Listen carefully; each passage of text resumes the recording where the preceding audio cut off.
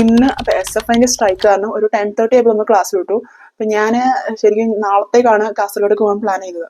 അപ്പൊ ഞാൻ വിചാരിച്ചു എന്തൊരു സർപ്രൈസ് കൊടുക്കാം, ഇന്ന് തന്നെ പോവാന്നുള്ളത്.